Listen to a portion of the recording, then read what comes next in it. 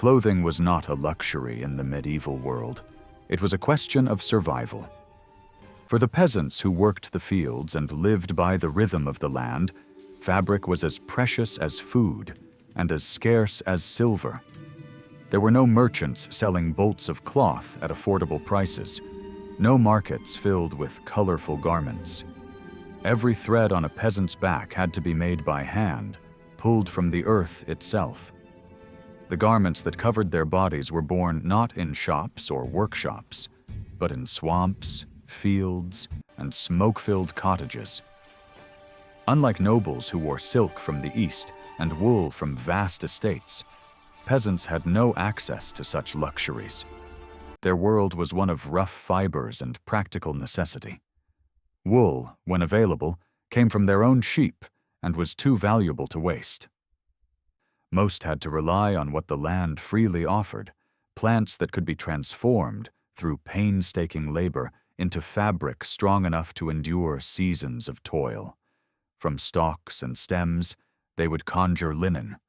From nettles and hemp, they would spin the coarse threads that clothed their families through bitter winters and endless harvests.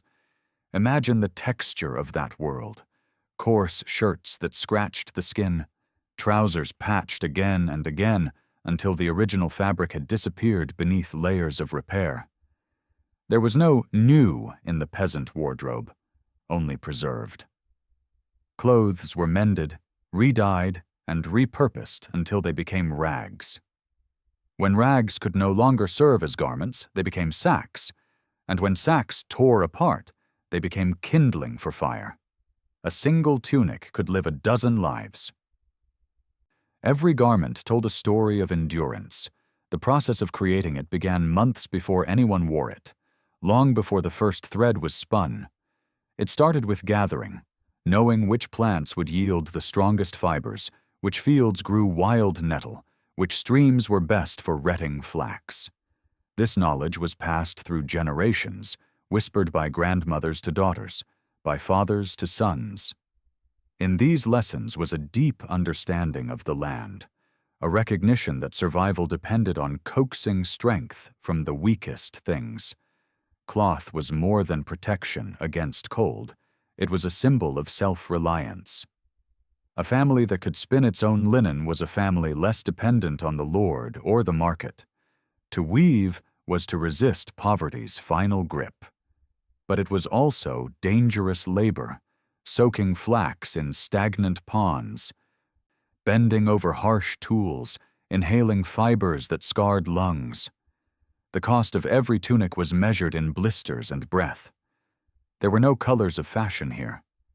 The palette of the peasant world was the earth itself, the pale gray of unbleached flax, the faded brown of worn hemp, the moss green of a nettle-dyed tunic. Faded, simple, but alive. When sunlight caught these coarse fibers, they glimmered faintly like the soil after rain. Beautiful not for extravagance, but for honesty. To the nobles, peasant clothing was a sign of low birth, a visual mark of servitude. But beneath the rough threads lay something nobler than silk, a quiet defiance.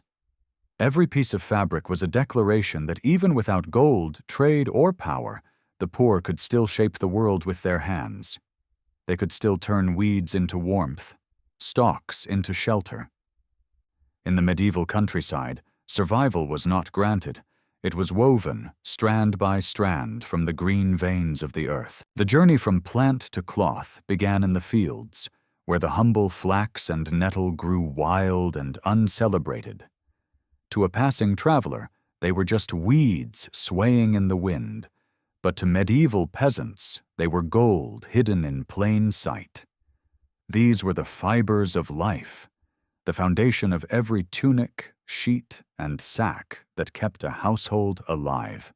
Flax, slender and blue-flowered, was the nobler of the two, a plant that carried with it centuries of knowledge. It grew best in moist, cool soil and required no nobleman's land to thrive. Villagers would sow it in small patches beside barley or beans, the seeds pressed into the soil by hand. When it bloomed, Its petals shone like bits of sky fallen to earth. Then came the harvest, not with scythes, but by hand, root and all, so that every fiber could be saved. The pulled stalks were tied into bundles, dried under the summer sun, and stored in thatched barns to await the next brutal stage. Retting. Nettle, on the other hand, was the poor man's flax. It grew everywhere, in ditches, along fences, between stones of crumbling cottages. Its sting was legendary, but its strength unmatched. During times of famine or war, when flax was scarce or fields lay burned, nettle became the savior of the countryside. Villagers, often women and children, would wander the edges of forests collecting long stalks with gloved hands or wrapped cloth, cursing the pain, but knowing that each sting was the price of a future garment. Once gathered, these green treasures were laid out to dry. The smell of cut stalks filled the air, sharp and earthy, a scent that signaled both work and hope. Families often worked together, spreading the plants across open fields or on cottage roofs to catch the heat of the sun. The youngest children would help flip the stalks to prevent rot, while elders inspected them with practiced eyes, searching for the exact moment when the fibers were ready to be transformed. Flax was especially precious because it could produce both oil and fiber. The seeds were pressed to make linseed oil, a valuable product used in lamps, preservation, and even medicine. Nothing was wasted. The peasants' ingenuity meant that a single harvest could feed, clothe, and sustain a family in multiple ways. Each stalk was a promise of warmth for winter, of trade goods for the market, or of dowry cloth for a daughter. These plants weren't merely agricultural products. They were part of the rhythm of peasant life. Entire villages would come together during harvest seasons. Songs rose over the fields, laughter mixing with the thud of bundled stalks dropped into carts. For a few brief weeks, there was a sense of unity in the work. Everyone knew that the bounty of flax and nettle meant protection against the cold and poverty of the months ahead. In this world, survival was collective. No one could make fabric alone. Neighbors shared tools, fields, and time, a delicate web of cooperation that kept small communities alive. And through this yearly ritual of gathering, the peasants turned plants that nobles ignored into treasures more essential than any silk robe: warmth, dignity, and the quiet pride of self-sufficiency. To gather flax and nettle was not just to harvest fiber, it was to harvest resilience. For every peasant family, these plants represented the one thing they could control in a life ruled by others. The Lord owned the land. The church owned the soul. But the fabric, the thread that wrapped their children and bound their dead, that belonged to them alone. Once the flax and nettle were harvested, the real ordeal began. The plants, stiff and woody, could not yet be spun. Their valuable fibers were trapped inside a shell of tough bark. To release them, peasants relied on one of the foulest and most grueling processes in medieval life: retting, the controlled rotting of plants in stagnant water. There was no glamour in it, no art, only patience, stench, and filth. Retting turned villages into landscapes of odor. Bundles of flax were soaked in ponds, streams, or pits dug near cottages, their pale stalks slowly darkening as bacteria did their work. The smell was overwhelming, a sour, earthy rot that clung to skin and hair. Travelers often wrote of entire hamlets reeking of retted flax, their air heavy with decay. Yet, for peasants, that foulness meant progress. Without it, no thread could exist. The work was dangerous. Standing for hours in cold, murky water weakened the body. Skin cracked and bled. Some workers developed infections that spread through their legs and feet. Children helped because their small hands could move between bundles easily, pushing stalks deeper into the pond. They too breathed in the rank air, their eyes watering, their stomachs turning. But no one complained. The process was as inevitable as the seasons themselves. Timing was everything. If retting lasted too long, the fibers would rot, too short, and they would stay trapped in their wooden casing. It took an expert's eye, often an old woman's, hardened by decades of repetition, to judge the moment when nature's decay turned to usefulness. She would pull out a stalk, crack it between her fingers, and know instantly whether it was ready. When that time came, the bundles were dragged from the muck, their water black, and their hands trembling with fatigue. Then came drying. The half-rotted stalks were spread out across meadows, hedgerows, or even churchyards to catch the sun and wind. The smell carried through entire valleys, a strange mixture of life and death. Villagers sometimes joked that retting was the smell of next winter's warmth. Beneath that humor lay grim truth. The process was backbreaking, yet utterly essential. Even nettle, that stubborn weed, required retting. Its fibers were shorter and rougher, but no less valuable. Unlike flax, nettle could be retted in smaller batches, soaked in barrels or even animal troughs. Poorer families often relied solely on nettle fiber, their homes surrounded by piles of drying stalks. The resulting fabric was coarse but durable, good enough for shirts, sacks, and blankets. Retting connected the peasant to nature's brutal cycle of decay and renewal. It demanded trust in the same forces that destroyed crops and rotted flesh. It turned rot into life, a strange alchemy that peasants practiced long before chemistry gave it a name. When the retted stalks were finally dried, they looked unremarkable, gray, brittle, almost useless. Yet inside each one lay threads of astonishing strength, waiting to be freed by human hands. In the next stage, peasants would beat, scrape, and comb those stalks until they revealed the fine fibers that would one day clothe their families. The smell of retting might fade with the wind, but it was a scent that defined an age, the smell of human endurance transforming decay into survival.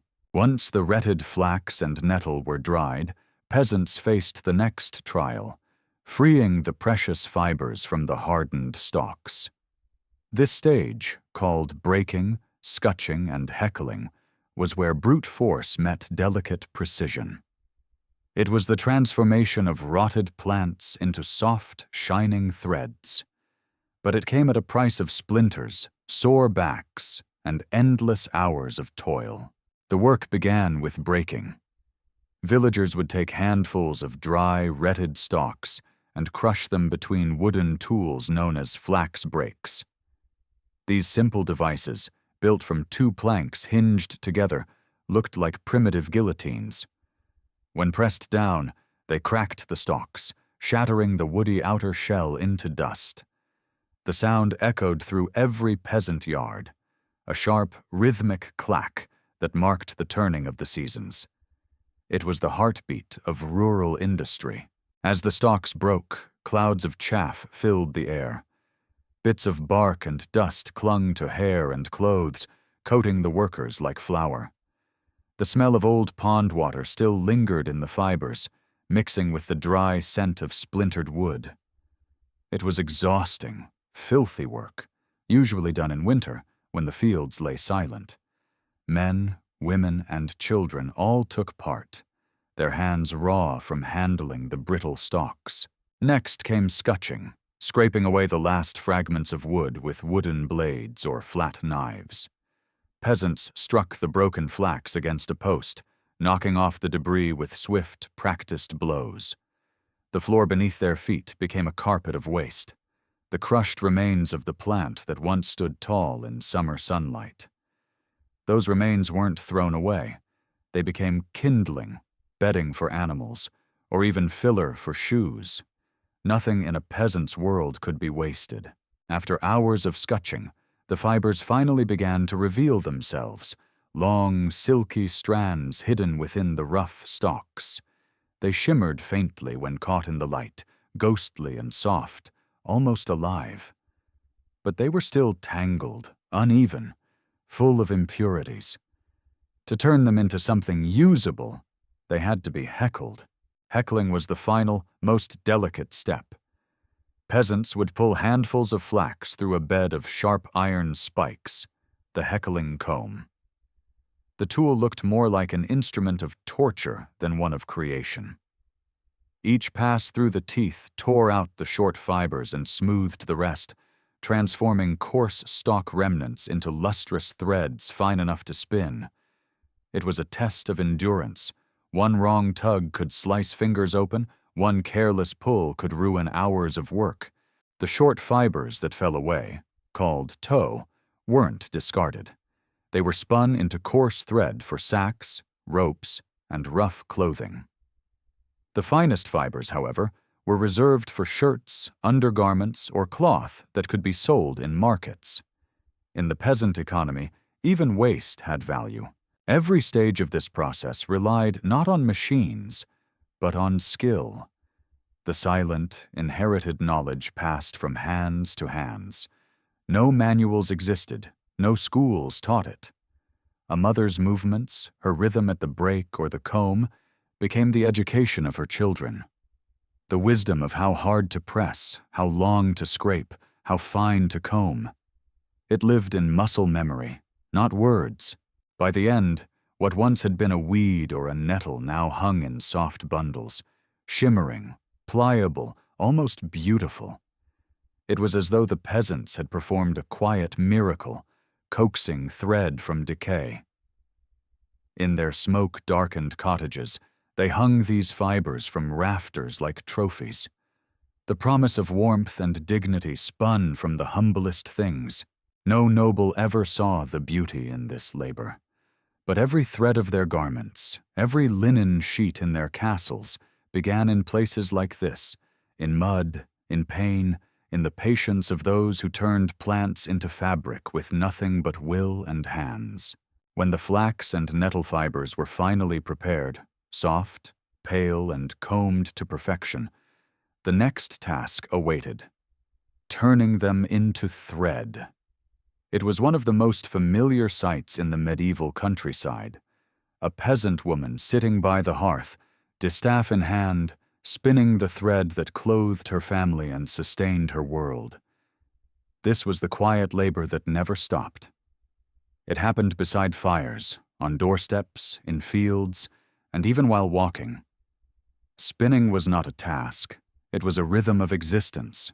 The spinning began with the distaff, a simple wooden rod that held the prepared flax fibers.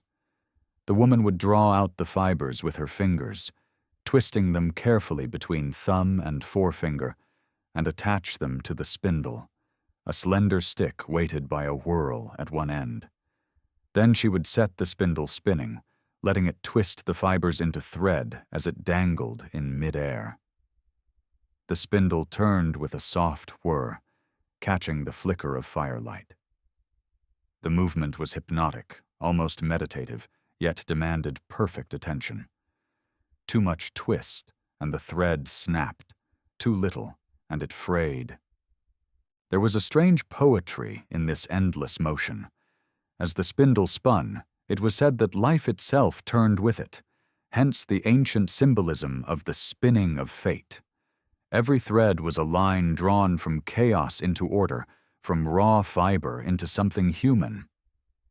In that act, peasants performed a quiet form of creation. This was women's work, but it was also power. In a world where most decisions were made by men, spinning gave women control over the very fabric of survival. Every garment, blanket, and sail began in their hands. The spinning wheel, which would arrive centuries later, was still unknown in most villages, so the process remained manual, intimate, and deeply tied to the body. Fingers grew calloused, the pads of thumbs turned shiny from constant friction. A skilled spinner could create miles of thread in a year, enough to clothe an entire family and perhaps barter with neighbors for salt, honey, or grain. Spinning was also storytelling. As women worked, they shared news, gossiped, and taught. Around the hearth, mothers told tales of saints and spirits to daughters learning the delicate twist of the spindle.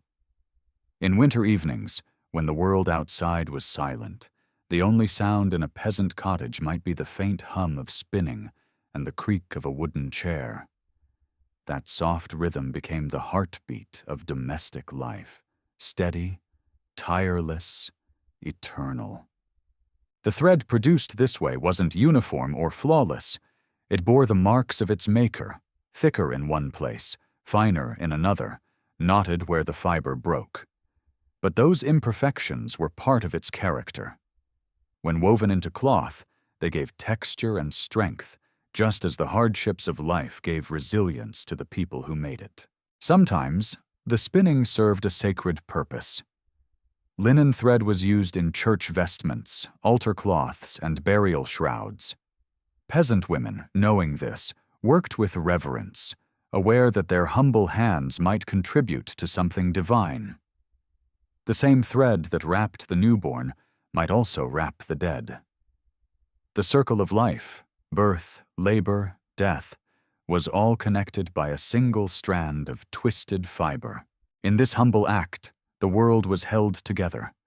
Every shirt that warmed a body, every sack that carried grain, every sail that caught the wind, owed its life to the peasant's spinning hands. It was labor uncelebrated, unseen, but essential, the invisible machinery that clothed a civilization.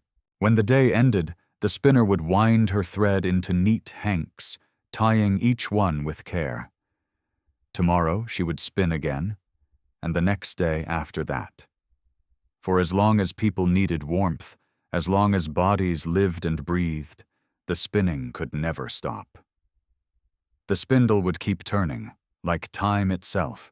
When the thread was finally spun, clean and coiled into hanks, the next chapter of creation began: weaving. It was here, in the dim interior of a peasant cottage, that thread became fabric, and the long, patient labor of months took visible shape. In every humble home that could afford one, there stood the same object of reverent importance: the loom, the heart of domestic life, the quiet monument to endurance and skill. The loom was a towering wooden frame, often built by hand, rough and simple but sturdy. It dominated the room like a living creature. In small cottages, it might occupy an entire corner near the hearth, its beams blackened by smoke.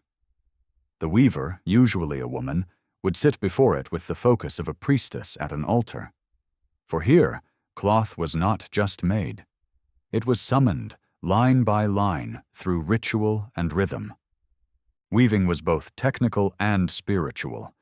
The process began with warping, stretching the threads of the warp tightly across the loom, hundreds of them in perfect alignment. Each strand had to be measured, placed, and tied without error. A single broken warp thread could ruin days of work. Then came the weft, the horizontal thread that the weaver would pass back and forth through the warp using a wooden shuttle. With each pull of the beater, the cloth grew heavier, more substantial, more real.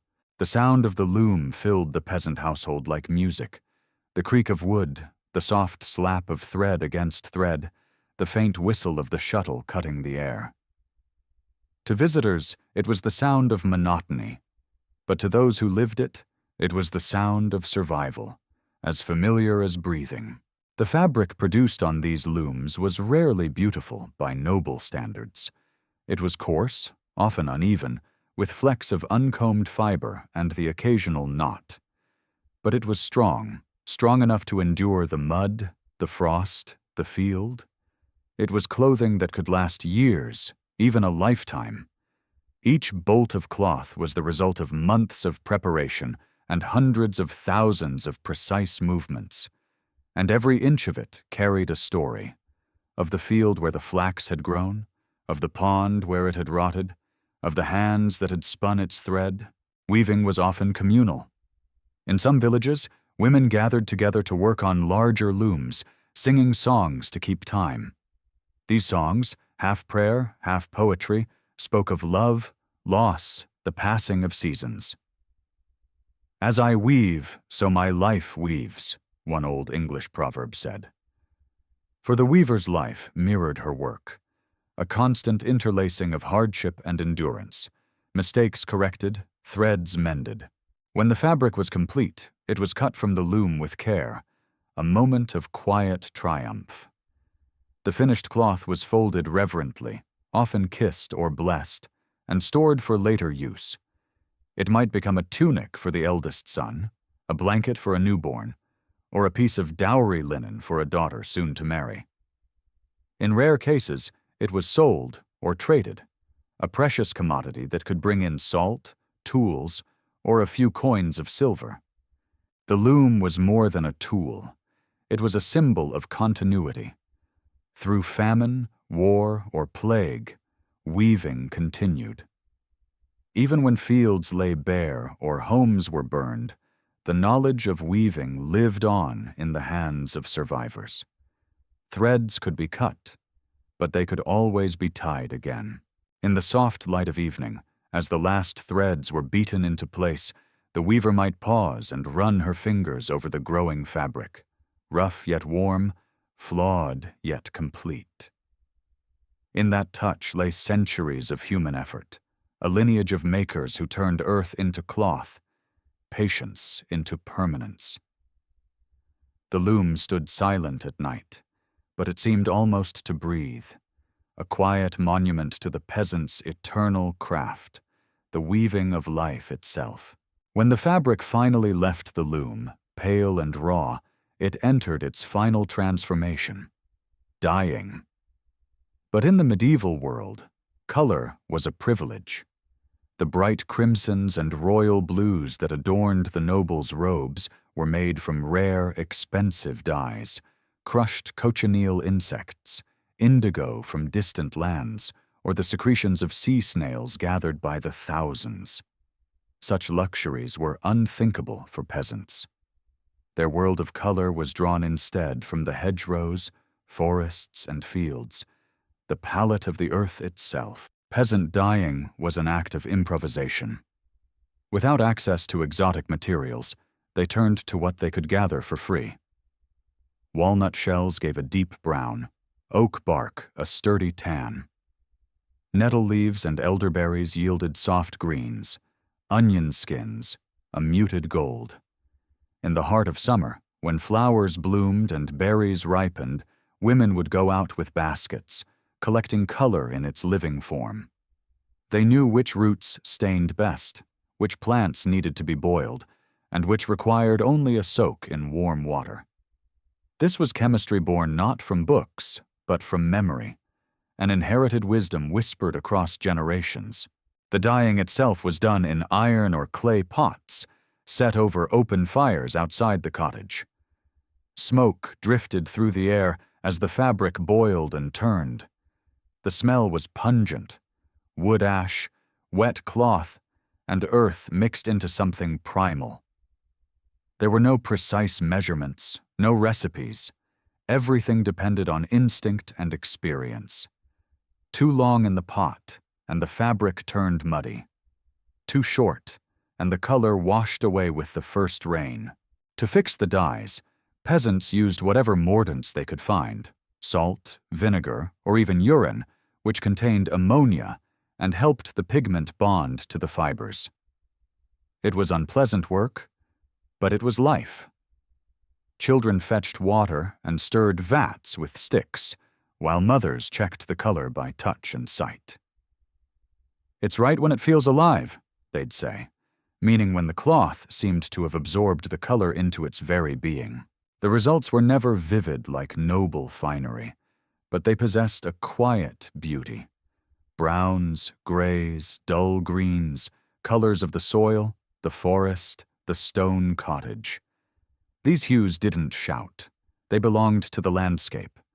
A peasant's tunic was not meant to dazzle. It was meant to endure, to blend with the earth that fed him and the fields that defined his life. Even the fading of color over time was accepted as natural, a slow return to the tones of the ground from which the dye had come. There was symbolism in these colors, too. In a world obsessed with hierarchy, even cloth marked one's place. The muted shades of peasant life contrasted starkly with the gold-trimmed vestments of priests, or the rich blues and reds of nobility. Laws, known as sumptuary codes, even forbade commoners from wearing certain colors or fabrics. Blue from indigo, or purple from Tyrian dye, were reserved for the elite. For peasants, the land itself became their palette, and in that constraint, they found a different kind of harmony. Yet sometimes, despite poverty, peasants found ways to make beauty bloom. On feast days or weddings, women might decorate plain cloth with hand-stitched borders dyed in berry juice or soot ink. These simple embellishments were acts of quiet rebellion, declarations that even without wealth, they could still create color, still express joy. A bride's apron, faintly green from nettles, was every bit as meaningful as a noble's velvet gown. In this world of earthy tones, every garment bore the fingerprint of its maker. Every shade told a story. The stains of labor, the patchwork of repairs, the uneven dye that darkened at the hem, all were marks of life, not flaws. To the modern eye, their clothes may seem dull and colorless, but to those who wore them, they were rich in meaning. The peasants' colors were not about display, but about belonging. Their hues spoke of soil and sweat, rain and smoke, the real pigments of existence. And though the nobility glittered in silk and scarlet, it was the peasant's homespun brown that endured longest, weathering centuries of wind, toil, and memory. From the muddy ponds of retting to the dim glow of cottage looms, the making of fabric was the quiet heartbeat of medieval life. Every thread spun, every garment stitched, carried within it the story of human endurance. While kings waged wars and priests wrote history, peasants were weaving the very cloth that kept civilization clothed, warm, and alive. Their labor did not fill chronicles or songs, but it filled the world. To the peasants, fabric was not fashion. It was existence. A single tunic could mean the difference between comfort and illness, dignity and shame. It was mended, handed down, and worn until it disintegrated. Every fiber had value because every fiber represented time, days of spinning, weeks of weaving, months of preparation. The cloth on one's back was not just protection, it was proof of survival. In a world without machines, everything depended on human rhythm, the pull of a spindle, the strike of a loom, the scrape of a scutching knife. Those sounds were the soundtrack of the Middle Ages, echoing across valleys and through cottages. The creation of fabric connected generations. A grandmother who spun thread by the hearth might die before her work became a garment, but her hands lived on in the threads that wrapped her grandchildren. In this way, peasants built continuity from the simplest materials: flax, nettle, hemp, patience. Even the nobility, wrapped in silks and velvets, depended on the unseen labor of the poor. The fine linens that graced castle tables and royal beds began in the hands of peasant women crouched by streams, stirring rotting flax. Without their toil, no feast would be dressed, no altar would shine. The elegance of medieval Europe rested on foundations woven from poverty. Cloth was also the peasant's bridge to the world beyond the village. A bolt of finely woven linen might be traded for salt, grain, or a goat. Some regions became famous for their craftsmanship, the Irish for their flax, the Germans for their hemp. Traveling merchants carried these humble fabrics across kingdoms, spreading the handiwork of the poor into the wardrobes of the rich. Without knowing it, peasants clothed an empire. But beyond its material importance, fabric carried deep symbolism.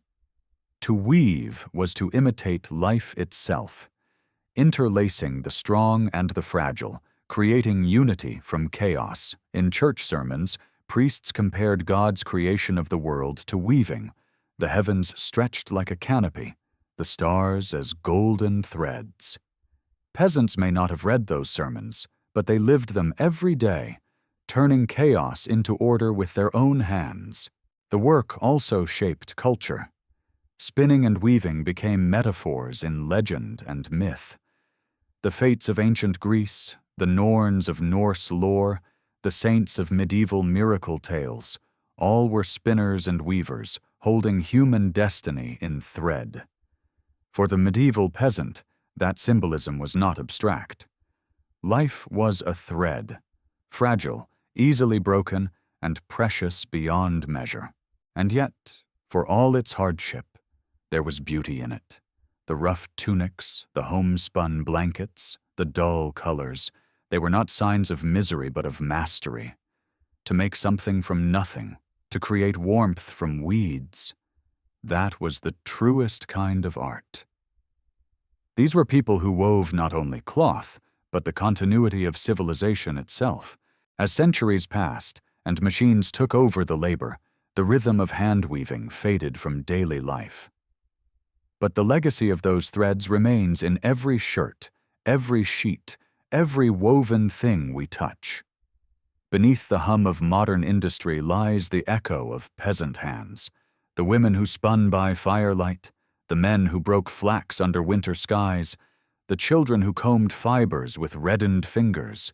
They are forgotten now, their names lost, their cottages turned to dust. Yet the threads they made, the threads of survival, patience, and creation, still bind us. For civilization was not built by kings or knights, but by those who could take the simplest things, a stalk, a stone, a spark, and weave from them the fabric of life itself.